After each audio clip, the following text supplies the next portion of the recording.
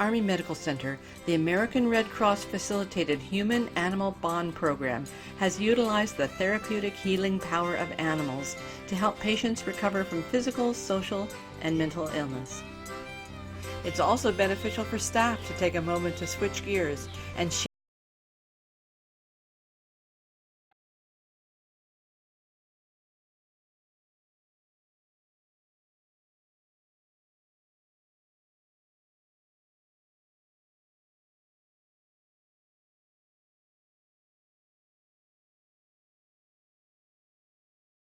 and they're just as valuable here on the home front. Where you bring a lot of smiles to the patients and the staff here, and even at the command group. Can I shake your hand? Huh? Oh, thank you. Thank you, Bella. It's one of my favorite programs. I love animals, and I know how they benefit people. They can lift your spirit emotionally and even physically.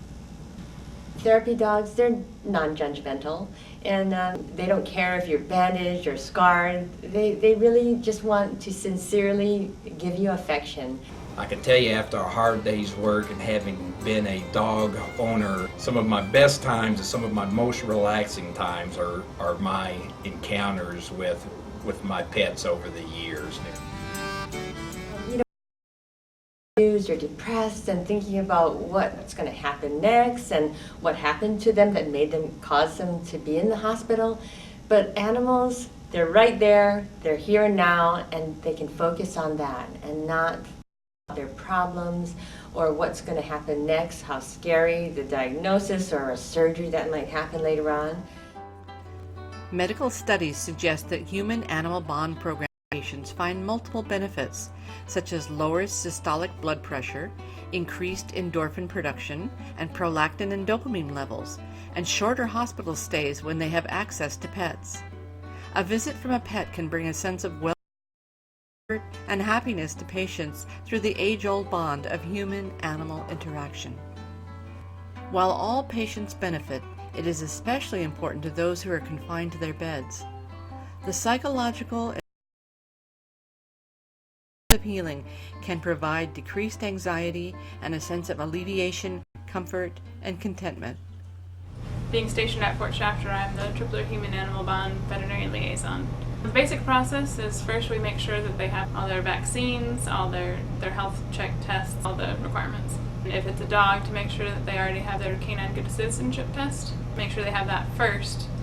And then I do a temperament test on them. For the temperament test, mostly what I'm trying to decide is that it's comfortable around people and that it's not going to be a danger to any of the people at the hospital.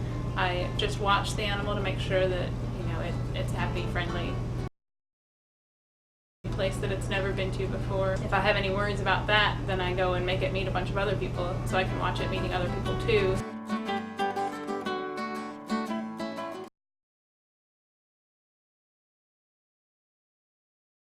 Make sure that they're okay being in a submissive position with somebody that they don't know very well, me. What I do is I roll them over on their back. Whether if it's a big dog, I'll usually just roll them over on their side, rub their belly. If it's a small dog, I'll sort of carry him like a little baby. I check to make sure that in strange situations, things that it's not comfortable with, it's not going to react in any way that makes me think that it doesn't enjoy the situation or that it will be a danger to itself or anyone around it. So usually animal's reaction to that. A good reaction. She wasn't afraid of it. She didn't go cower in the corner. You never know what is going to be happening at Tripler, and you don't want animals being unpredictable, running away, hiding under things, getting caught underfoot in a hallway at a big hospital. The Care Provider Support Program likes to offer opportunities for doctors, nurses, social workers, medics, psychologists, psychiatrists to have an opportunity to interact with animals through the Human-Animal Bond Program. The idea is that there are a lot of lessons that we can learn from other types of animals. And, for example, many dog owners have said that we definitely see that in action, where dogs seem to have an ability to be quick to genuine forgiveness and an openness to closeness. And we also see that actually in cats too.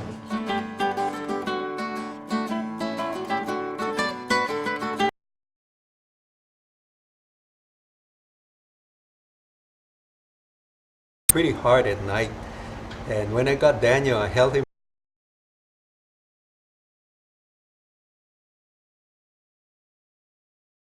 Got me involved in this program. I thought dogs must have some kind of therapeutic value.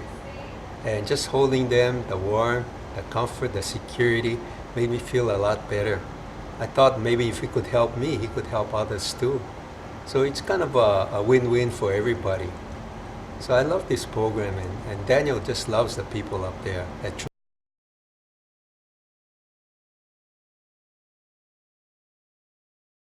People are willing to also, the touch of an animal's fur and feeling the warmth of its body, and can really fall into the present moment in a different kind of way than they typically allow themselves to do.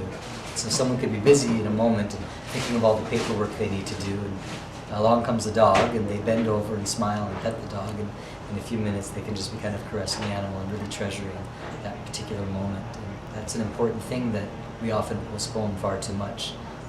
So one of the keys to resiliency is being able to be open to the present moment, and probably some of our best teachers about the present moment are our four-footed friends. You know, animals give unconditional love. Everyone knows that. And you can be in the hospital depressed, you can have scars or bandages all over your face or missing a limb, and the animal doesn't notice and doesn't care. And so that is the magic of unconditional love, that the animal just wants to make you feel better, and it's just accepting you as who you are and not what you look like.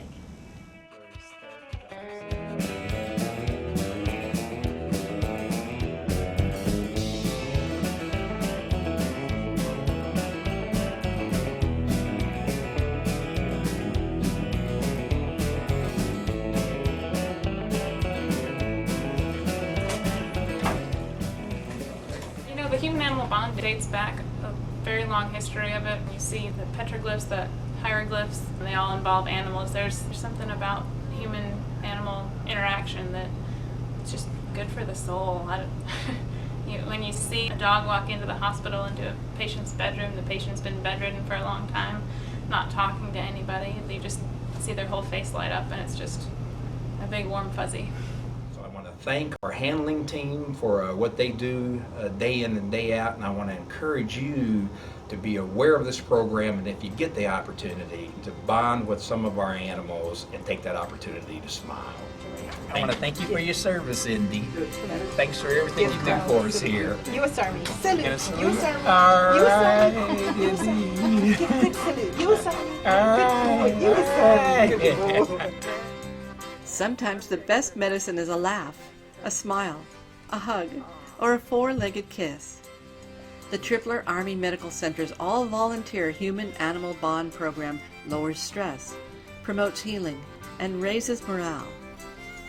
Animals share pure love, and there's nothing more healing than a dose of love.